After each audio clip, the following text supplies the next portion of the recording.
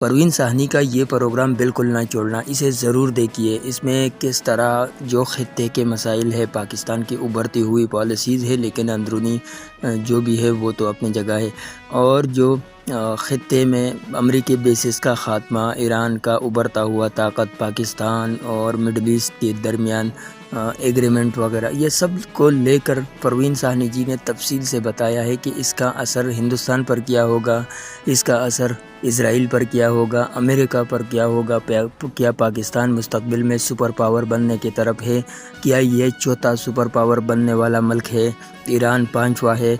इस बारे में परवीन साहनी जी ने बिना किसी ताज्जुब के बात की है। आप इस बात को सुनिए, कमेंट में अपने राय से हमें आगाह कीजिए। चैनल को ज़रूर सब्सक्राइब करें, वीडियो आखिर तक देखिए। मक्का जो अग्रीमेंट हुआ है, इसकी प्राइमरीली ये क्या करने की कोशिश हो रही है? तो यहाँ पे ये कहते हैं कि पाकिस्तान जो अकेला न्यूक्लियर पावर इस्लामिक वर्ल्ड में है पूरा, यानी अकेला मुस्लिम कंट्री जिसके पास न्यूक्लियर पावर है, उसका डिफेंस पैक्ट हो रहा है नेटो के दो बड़े मेजर कंट्रीज में से एक कंट्री यानी टर्की के साथ और गल्फ की सबसे बड़ी इकोनॉमी के साथ। और इस सब को मिला जुला कर भारत के लिए दोनों अखबार एक खतरे के तौर पर पेश कर रहे हैं। आप सहमत हैं? मैं बिल्कुल किसी भी चीज से सहमत नहीं हूँ। पहली बात, आपने बोला अलायंस। देखिए, कहने की बात नहीं है, आप प्रेस नोट जाके देख लीजिए, पाकिस्तान ने जो रिलीज करा है, ये जो फॉर्मल चीज आई है वो इसको बोल रहा है joint defence agreement. Alliance word का इस्तेमाल नहीं किया जा रहा है। तो अगर कमेंटेटर कर रहे हैं तो वो कमेंटेटर की प्रॉब्लम है। दूसरी बात यह है कि देखिए, टर्की जो है वो उसकी आज वो एक क्रॉस रोड्स पे खड़ा है और ऐसा लग रहा है टर्की ने एक बहुत बड़ा फैसला ले लिया है। क्रॉस रोड पे क्यों खड़ा है? क्योंकि जो इजरायली सीनियर मिनिस्टर्स हैं वो पब्लिकली कह रहे हैं कि ईरान से बड़ा खतरा हमें टर्की से है। और टर्की, आप जानती हैं, वहाँ भी नेटो कॉन्फ्रेंस हुई थी अंकारा के अंदर, जहाँ प्रेसिडेंट ट्रम्प भी आए थे। उन्होंने बात करी थी F-35 देने की टर्की को, और इजराइल ने उसको ब्लॉक करवा दिया है। तो ऑब्वियसली टर्की सोच रहा है कि अगर मेरी लड़ाई हो गई इजराइल के साथ तो क्या अमेरिका और क्या आर्टिकल 5 नेटो का लागू होगा कि नहीं होगा? वो नहीं होगा। तो कहने का मतलब ये है, उनको अब बात समझ में आ गई है कि एक नया वर्ल्ड ऑर्डर बन रहा है। उनको समझ में आ गया है कि अमेरिकन एम्पायर एक बहुत शार्प डिक्लाइन में है, बहुत ज़्यादा नीचे चला गया है। उनकी समझ में आ गया है कि अब जो है हमें रीजनल ऑर्डर जो है वेस्ट एशिया में, उसमें शामिल होके और उसके अंदर हमें योगदान देना है। कैसे? देखिए, टर्की जो है वो सेकंड लार्जेस्ट मिलिट्री है नेटो की। आम ताम मिलिट्री पावर नहीं है टर्की। टर्की जो है उसके पास बहुत अच्छी डिफेंस टेक्नोलॉजी है, डिफेंस इंडस्ट्री है।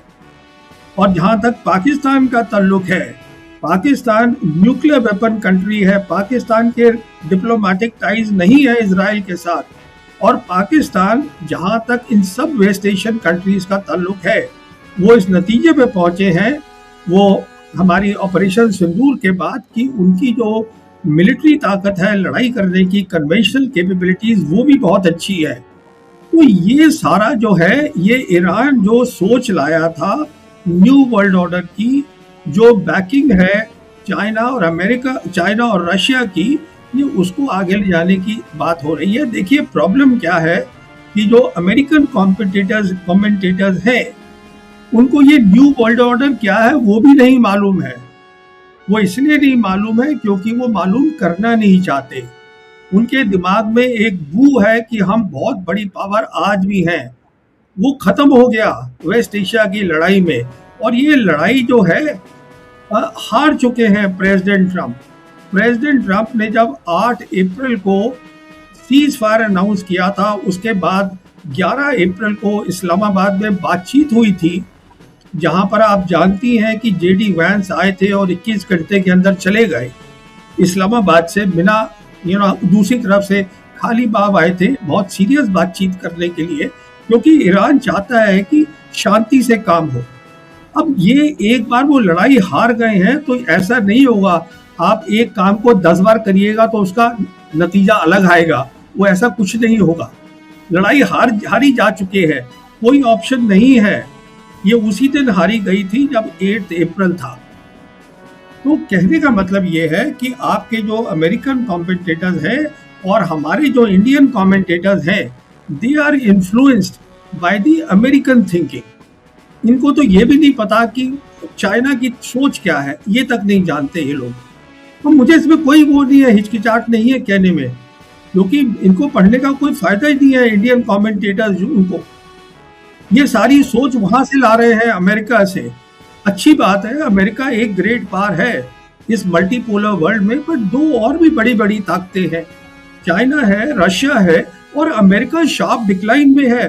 और जो इसका अब हश्र होगा, अमेरिका का जब यहाँ से निकलेगा, तो अमेरिका और जो ये पुराना वर्ल्ड ऑर्डर था, ये अब खत्म हो रहा है। ये हमें समझ इसको समझने में वक्त लग रहा है। और आप कह रहे हैं कि ये न सिर्फ कि वेस्टर्न कमेंटेटर बल्कि इंडियन कमेंटेटर्स भी और भारत के जो पत्रकार और एक्सपर्ट्स भी हैं वो भी उनसे प्रभावित हैं, इन्फ्लुएंस्ड हैं। लेकिन जो मुझे सवाल का जवाब नहीं मिला प्रवीण साहनी जी, वो ये है कि भारत को कितनी चिंता करनी चाहिए। पहली बात तो ये है, सऊदी अरब समझ में आता है कि वेस्ट एशिया का हिस्सा है, लेकिन टर्की आपने हैरान कर दिया, कह रहे हैं कि नेटो का हिस्सा रहने के बावजूद भी अपने को सुरक्षित महसूस नहीं कर रहा है और सोच रहा है कि एक नए ब्लॉक का हिस्सा बनना पड़ेगा और इसमें काफ़ी वो कमज़ोर या वल्नरेबल अपने आप को महसूस कर रहा है।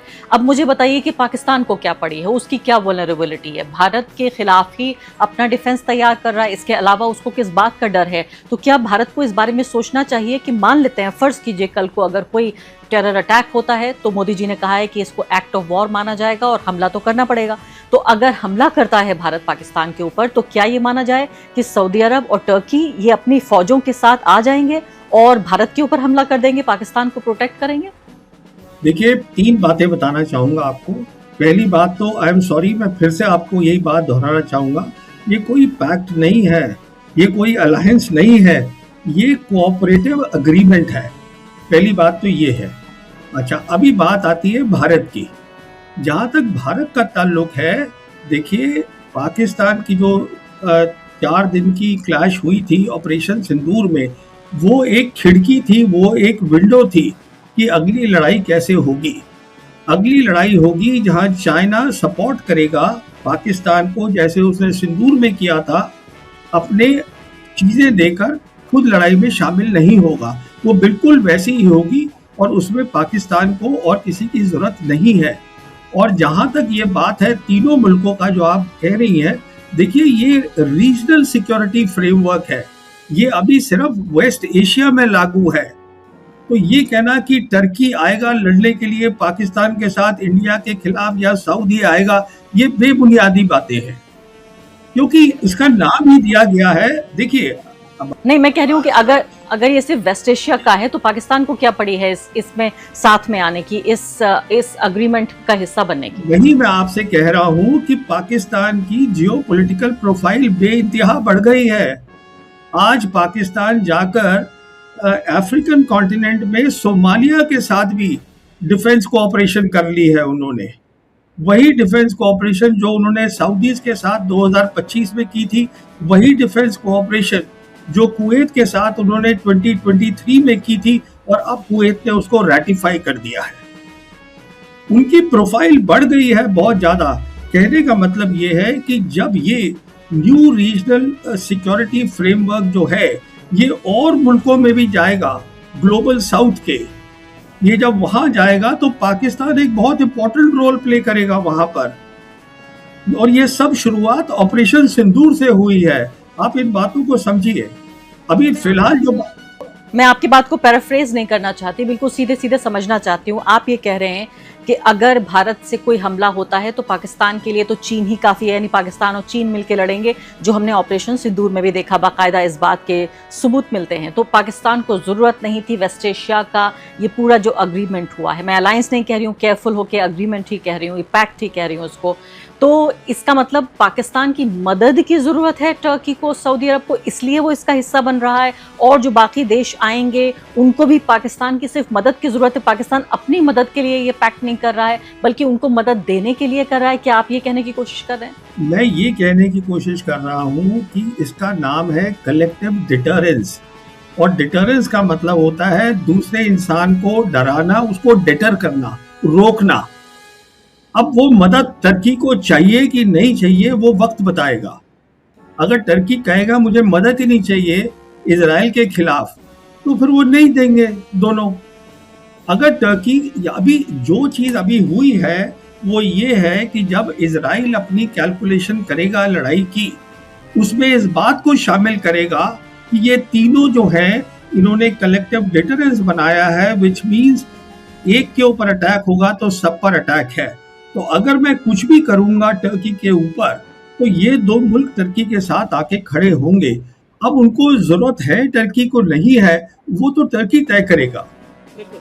अब अगला सवाल और बहुत अहम सवाल जो पैदा हो रहा है वो ये है कि इस पूरा जो डिफेंस अग्रीमेंट हुआ है, इसकी एक छोटी खिड़की के तौर पर हमने पहले देखा था कि पाकिस्तान और सऊदी अरब के साथ बिल्कुल इसी तरीके का डिफेंस अग्रीमेंट है। अब सऊदी अरब के ऊपर ईरान का हमला हुआ, सऊदी अरब के ऊपर हुतीज का हमला हुआ, पाकिस्तान की फौजें वहाँ मौजूद हैं सऊदी अरब में, उसके बावजूद भी एक गोली नहीं दागी गई, कोई मदद करने की कोशिश नहीं हुई, सिवाय इसके कि ईरान और सऊदी अरब के बीच एक तरह की शांति स्थापित करने की पाकिस्तान ने कोशिश की। तो ये एक अहम बात है। दूसरी बात, इसको इतना पोशीदा रखने की क्या ज़रूरत है कि इस अग्रीमेंट की कोई भी बातें बाहर नहीं आ पाई हैं, सिवाय एक छोटी प्रेस कॉन्फ्रेंस के कोई डिटेल्स नहीं आई हैं। ये अगर बाकी डिफेंस जो अग्रीमेंट्स हैं अगर उनको देखें, चाहे वो नेटो की बात हो या और भी कई जो डिफेंस अग्रीमेंट्स हैं, उसमें एक एक चैप्टर, एक एक क्लॉज सबको पता है कि क्या है और किस तरह से काम करेगा। इसको पोशीदा क्यों रखा गया? और दूसरी बड़ी बात कि अगर ये पाकिस्तान और सऊदी अरब के साथ ये काम नहीं किया तो टर्की के इसमें शामिल हो जाने से किस तरह का डिटरेंस बन जाएगा?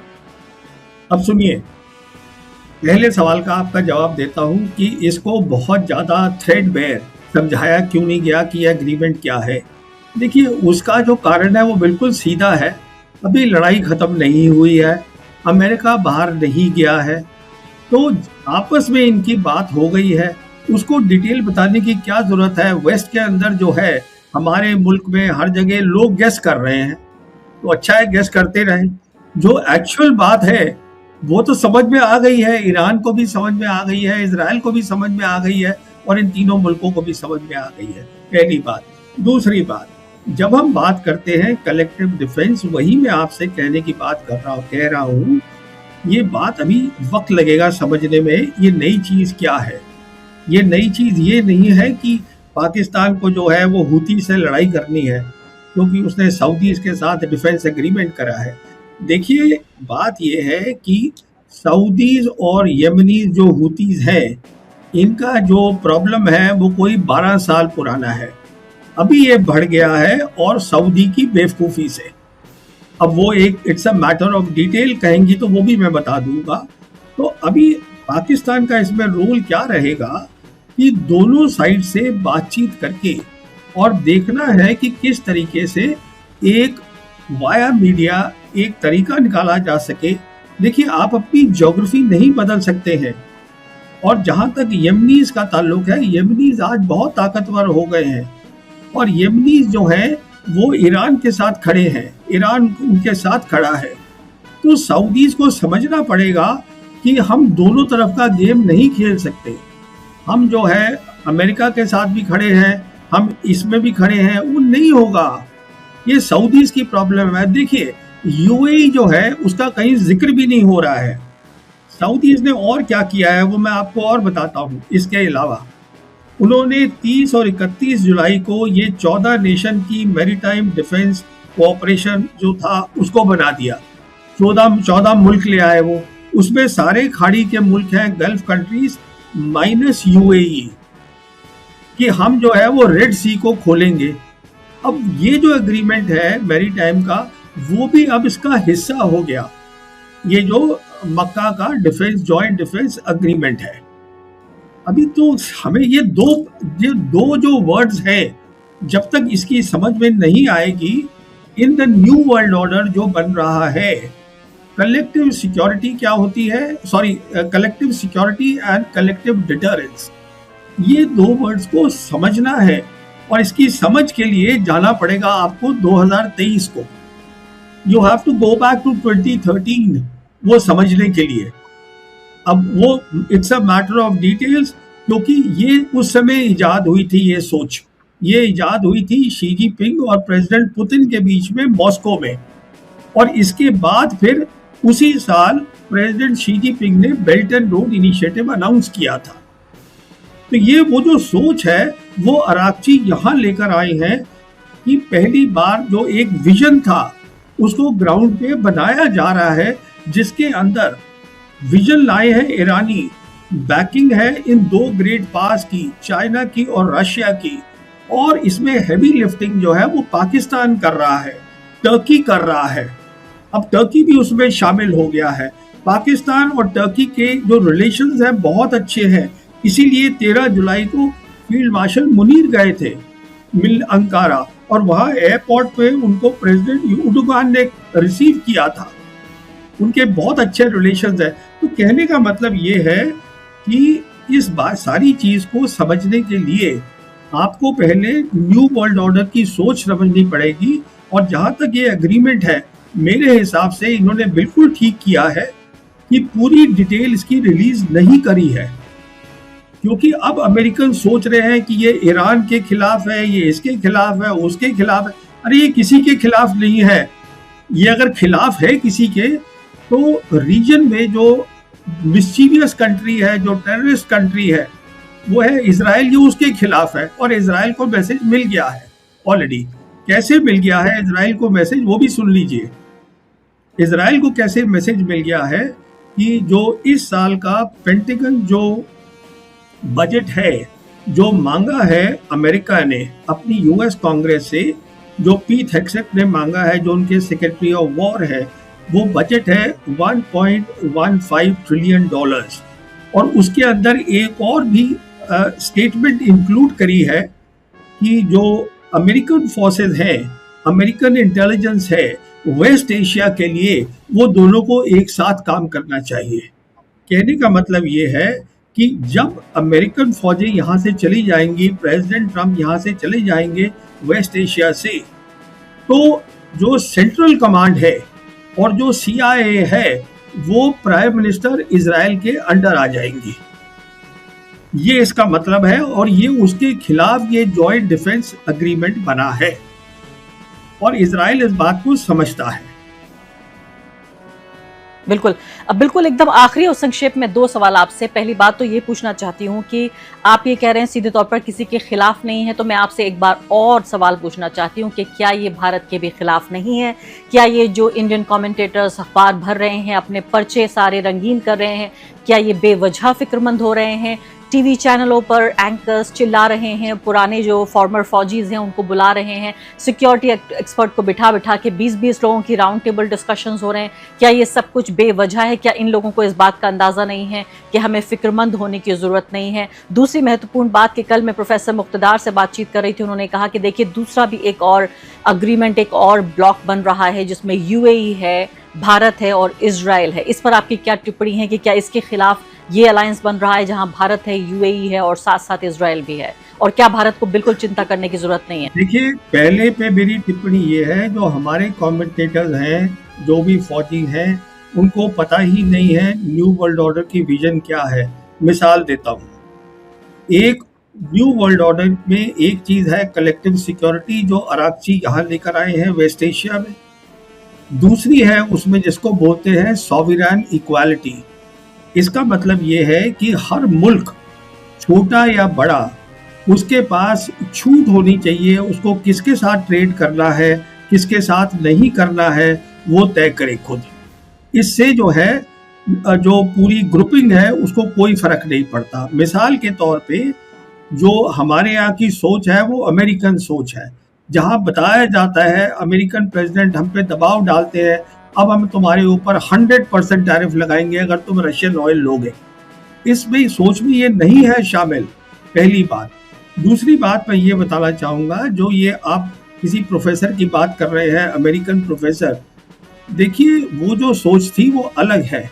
वो है IMEC की, जो है ना, वो India middle east Europe economic corridor, वो खत्म हो गया है। इंडिया के वहाँ से स्टेशन से ट्रेन जा चुकी है, इंडिया नीचे प्लेटफॉर्म पे खड़ा है।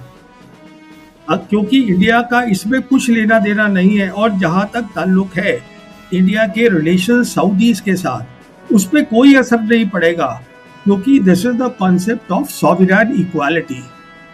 और जहां तक जंग का ताल्लुक है, जंग पाकिस्तान ही करेगा अगर करनी पड़ी, उसमें टर्की और या सऊदी की पाकिस्तान को जरूरत नहीं है। पाकिस्तान जो है, जो चीन उसकी मदद कर रहा है अपनी स्पेस कैपेबिलिटी से और जो बाकी हथियारों से, वो चालू है और वही आएगी। तो ये देखिए कंफ्यूजन इसलिए हो रहा है, मैं आपको बताता हूँ, क्योंकि पहली बात हमारे यहाँ भी जो सब मिलिट्री ऑफिसर्स हैं, आज भी जो लड़ाई की बात करते हैं, लड़ाई समझने के लिए कि नए 21st सेंचुरी वॉर क्या है, वो अमेरिका की तरफ देखते हैं, ना कि पीएलए की तरफ, चाइना की तरफ। अरे बाबा, लड़ाई तो आपको पीएलए से लड़नी है ना, न्यू वर्ल्ड ऑर्डर तो चाइना बना रहा है ना, उसको समझिए आप। जो पर हमारी वो आदत है कि वो जो है वो कॉलोनियल माइंडसेट है। अमेरिका जो है सबसे बड़ी पावर है। अमेरिका एक पावर है 3 बड़ी पावर में से, और उसमें भी अमेरिका का शार्प डिक्लाइन हो रहा है। इसलिए मैं अर्ज करूंगा कि आप बताएं इन सब हिंदुस्तानी कमेंटेटर्स को कि बाबा जाके न्यू वर्ल्ड ऑर्डर जो 2013 में बना था उसको जाके समझ लीजिए पहले, और उसके बाद फिर ये कॉलम लिखिए, फिर उसके बाद ये चर्चाएं कीजिए।